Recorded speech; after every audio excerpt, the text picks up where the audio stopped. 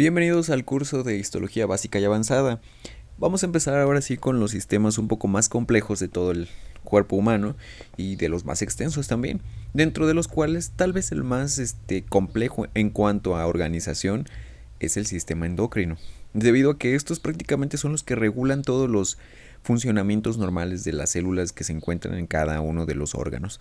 Entonces, gracias a este se mantiene una completa comunicación y retroalimentación que nos permite desarrollar toda esta gama de funciones que tiene cada órgano y hacerlo de manera coordinada, que es la parte más importante. Porque realmente, si nos ponemos estrictos, todo esto está controlado por el sistema nervioso central, pero sin embargo, el hecho de que haya un sistema intermediario nos da una capacidad de estar regulándolo esto de manera un poco más estructurada, más sistematizada y menos dependiente del sistema nervioso central. Porque sí, lo regula pero solamente da la señalización de inicio. Todo lo demás lo regula el sistema endocrino mediante las hormonas. Prácticamente esa es la función del mismo. Entonces vamos a comenzar con las definiciones. Es el tejido que se conforma para producir secreciones vertidas directamente a la sangre, o sea, como tal lo que habíamos visto del tejido glandular, pero de tipo endocrino, donde todos los productos se descargan directamente a la circulación sanguínea, diferente a lo que veíamos a las glándulas exócrinas, que tienen como tal una descarga en conductos y a una superficie, no a la sangre. Ahora, por su parte, las hormonas son la parte central de toda esta megaestructura compleja que se encuentra en todo el cuerpo. Bien, porque hay órganos que se dedican a secretar estas hormonas, pero estas hormonas, como viajan a través de todo el torrente circulatorio, tienen una amplia gama de células objetivo, de células diana. ¿Sí? Sobre todo la tiroides, que regula completamente el metabolismo celular. ¿Sí? Les dice a las células de todo el organismo que empiecen a ser más activas o menos activas. Y por eso es que se regulan como tal todas las actividades metabólicas, no solamente de una sola célula, sino que también el hecho de que empiecen a secretar o no regula este metabolismo, ¿sí? No solamente es que las células empiecen a comer más, que es lo que entendemos como metabolismo, sino que empiecen a sintetizar más proteínas y a capturar mayor cantidad de nutrimentos, ¿sí? Entonces, metabolismo es toda la actividad biológica que realiza un órgano, ¿bien? Y por lo tanto, estos órganos son altamente vascularizados, o sea que también son muy propensos a ser frágiles en cierta forma cuando hay procesos patológicos que condicionan una vasoconstricción, una disminución en la misma circulación.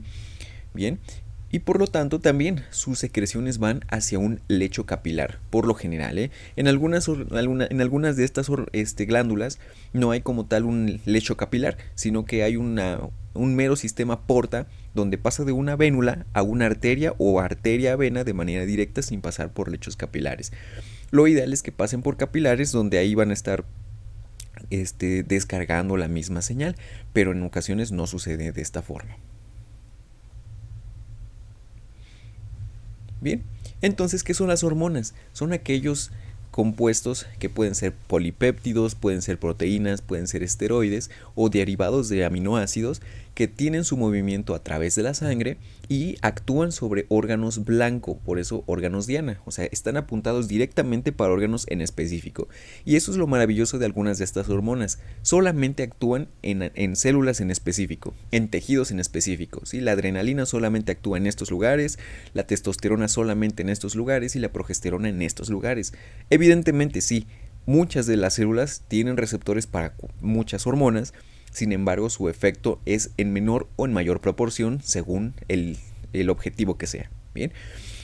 Y esto lo hace mediante receptores específicos en esta célula blanco que tiene como tal la capacidad de recibir estos mensajes en forma de hormonas. Bien, entonces dentro de los derivados de aminoácidos tenemos la adrenalina, noradrenalina y la tirosina. Sí, la hormona tiroidea. Dentro de los derivados de péptidos pequeños, la encefalina, vasopresina, hormona liberadora de tiroides. Dentro de los de proteínas, la insulina, la paratormona y la hormona estimulante de tiroides. Y dentro de los esteroides, pues prácticamente todos los que tienen que ver con el desarrollo sexual. Estrógenos, progesterona, testosterona y cortisol. Hablando ahora sí como tal de la distribución de estos, varían varios, ¿sí? De hecho, vamos a ver que aquí encontramos algunos órganos que dirán, pues, ¿cómo es que es una hormona? ¿Cómo es que produce hormonas? ¿Cómo es que es una glándula también?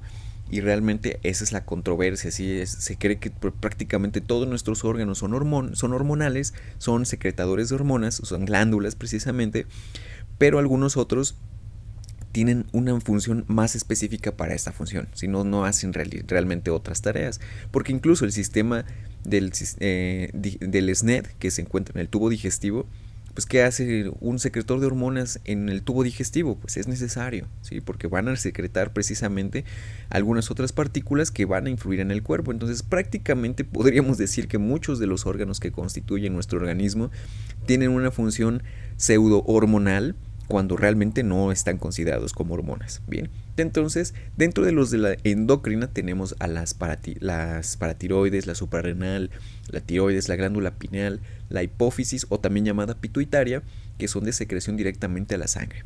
Otros también podemos encontrar al páncreas, a los testículos, a los folículos ováricos y los cuerpos lúteos posteriormente, el riñón, el timo, la placenta, el hígado también son órganos que además de que tienen una secreción endocrina, también tienen una secreción exócrina. ¿Sí? Acuérdense del riñón, pues prácticamente todo lo que libera el riñón, la urea, ¿no? En la placenta, pues todo lo que libera la misma placenta dentro del feto. Y el hígado, recuerden que este es un órgano meramente endocrino, sin embargo también secreta la bilis, entonces tienen una función mixta, podríamos decirlo. Y en células aisladas hablamos de que son células endocrinas, que son una sola célula, ¿sí? No conforman como tal un órgano en específico como la tiroides, pero que están distribuidas en diferentes estructuras de un mismo órgano, ¿sí? Por ejemplo, el que les mencionaba, el sistema neuroendocrino difuso, que se encuentra en todo tubo digestivo, en todo, ¿sí? Realmente el tubo digestivo es una gran glándula, si lo vemos desde una perspectiva enfocada, ¿no? Y lo tenemos también de forma endocrina como exócrina.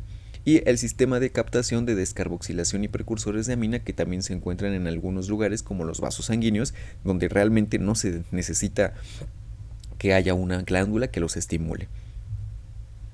Muy bien, entonces vamos a empezar con la hipófisis, que es de las más estudiadas prácticamente por toda la medicina, por todas las ciencias naturales, porque gracias a esta se desarrollan muchas de las funciones básicas del crecimiento en el organismo, ¿sí? Se regula la presión arterial, el crecimiento, la secreción de leche por la mamá. Entonces se menciona que es la glándula maestra porque gracias a ella se llevan a cabo muchas funciones en todo el organismo. Bien, se encuentra en la depresión del esfenoides, ¿sí? Literalmente es un huequito que se encuentra en ese esfenoides que se llama silla turca por la morfología que tiene, ¿sí? Es un hueso el esfenoides, tiene un hueco en esa zona y ahí es donde se llena precisamente donde lo llena esta glándula. Está suspendida en el tercer ventrículo, en el piso del tercer ventrículo están los ventrículos y abajo está la glándula pineal. Entonces tiene conexión directa con el quiasma óptico, como mencionamos aquí, y también con los cuerpos mamilares y sobre todo con el hipotálamo en la parte de la neurohipófisis. ¿Sí? Tiene relación directa por el hipotálamo y la glándula pineal. De manera clásica se clasifica en dos partes, en una posterior y en una anterior. La anterior también se llama adenohipófisis y corresponde precisamente a la parte meramente glandular, y la parte posterior o neurohipófisis, que corresponde a una sección meramente nerviosa. O sea, hay muchas glándulas, hay muchas células nerviosas, o sea, neuronas, y en la parte anterior son células glandulares. Son estirpes diferentes, ¿sí? Unas son nerviosas y otras son pseudoepiteliales. Bien, y hay una parte intermedia, ¿sí? Donde no tiene ninguna predilección ni tanto por una posterior ni una anterior. Es una zona precisamente de transición, o podríamos decirle indiferenciada, donde tenemos algunas estructuras que van a conformar pues medianamente temporales, y realmente no tienen una función en específico, sino que realmente está como si se hubieran quedado atrapadas. Algunas mencionan que también son una parte de reserva para diferenciarse en cualquiera de las dos. Entonces miren, de este lado tenemos una imagen que nos muestra precisamente cómo está dividida la hipófisis. La parte anterior, la adenohipófisis, y la parte posterior, la neurohipófisis. Si se dan cuenta, la parte anterior tiene una gran cantidad de basofilia y también de eosinofilia, está muy coloreada, porque precisamente la mayor parte de sus células son de tipo glandular, ¿sí? No son neuronales. Acuérdense que las neuronas, las partes neuronales aquí con hematoxilina y eosina, son un poco diferentes en cuanto a la manera en que se van a teñir, ¿sí?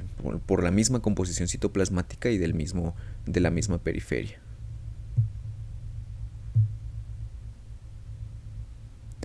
Entonces, a partir de estas estructuras, tenemos también una parte intermedia, ¿sí? Como les había mencionado, que se menciona que son folículos de reserva de algunas hormonas, ahorita los vamos a abordar, y por última, la neurohipófisis, donde vemos que hay una zona de hipocromacia, y las células que están ahí pues son prácticamente nerviosas. Bien, entonces les mencionaba anterior o adenohipófisis, posterior o neurohipófisis. ¿Sí? Las células de aquí son de secreción directa, pasan directamente a la circulación, y en la posterior tienen mucha relación con fibras nerviosas y con el infundíbulo, o sea, en la parte más interna del cerebro. La adenohipófisis tiene dos tipos de células que están separadas por septos de especies de vasos sanguíneos muy amplios, que se llaman células cromófilas y células cromófobas. Como su nombre lo dice, solamente son afines o no afines a la tinción. Cromófilas son todas las celulitas que están pintaditas, y las cromófobas son las que se alcanzan a ver hipocromáticas. De estas todavía las vamos a subdividir, ¿sí? Porque cada una de estas va a tener diferente secreción. Y aquí, igual que en otras estructuras que vamos a ver endocrinas, la forma de diferenciarlas es prácticamente muy difícil en cuanto a su secreción, ¿sí? Porque tienen la misma morfología, solamente que los gránulos que tienen dentro de su citoplasma tienen diferente contenido. Entonces aquí, en las cromófilas, en las que se tiñen, vamos a tener dos tipos de células, las alfa y las beta. Las alfas también son llamadas acidófilas, y por lo tanto su tinción citoplasmática va a ser eosinofílica. ¿Como cuál? Pues como esta que estamos viendo acá, la que señalamos. Toda esta de acá, esta de acá. Bien. Y estas que van a secretar son secretoras de hormona del crecimiento, que es la somatotropina, y lactótropas, que van a estimular a la glándula mamaria, por eso la mamotropina, la prolactina, hormona lactogénica. Bien, esas son las funciones de las acidófilas o alfa. Las basófilas van a estar secretando hormona estimulante de tiroides, hormona estimulante de corticotropina y hormonas estimulantes de las gónadas o gonadotropinas, ¿sí? La FSH, LH y la estimulante de células intersticiales en el caso del hombre, ¿no? Entonces, como se dan cuenta, las alfa y las beta tienen muy diferentes funciones. Sin embargo, a la microscopía continúan siendo de manera muy poco diferenciables, solamente por la misma tinción. ¿Sí? De ahí no podemos decir que esta es tirótropa, esta es corticótropa. Se necesita inmunohistoquímica. Bien, entonces ahí tenemos las acidófilas y las basófilas. Y las que quedan aquí pálidas son las cromófobas. Entonces vamos a hablar de ellas, y tienen muy pocos gránulos y se diferencian de las anteriores por esa disminución en la tinción citoplasmática. Se menciona que tiene también células muy similares a las anteriores, con funciones de mamotropía, tirotropía, gonadotrofía y corticotrofía. ¿Sí? Entonces realmente las funciones son muy parecidas, solamente que disminuye un poco la tinción, ¿sí? Pero en esencia tienen prácticamente las mismas funciones. La diferencia es la cantidad de gránulos que tienen en su citoplasma, que les da la aberración o la desaberración por el color. Ahora, en la parte intermedia, donde vamos a tener, ahorita solamente analizamos la pars anterior, estamos en la pars intermedia. Esta es un poco desarrollada y tiene muchas células que tienen coloides, ¿sí? Como les mencionaba, tienen folículos, ¿sí? Y este folículo está relleno de estructuras muy similares a hormona estimulante de melanocitos, ¿sí? Entonces es muy poco desarrollada, y de hecho se menciona que con el tiempo esta pars intermedia se va atrofiando, o sea, ya no se regenera y se pierde. Bien. Y por otra parte tenemos una parte tuberalis que está un poco más encima de esta, que es prácticamente lo mismo, donde hay unas células que ni se diferencian hacia la parte anterior, que pueden ser acidófilas o basófilas. Ahora vamos en la parte posterior, la neurohipófisis.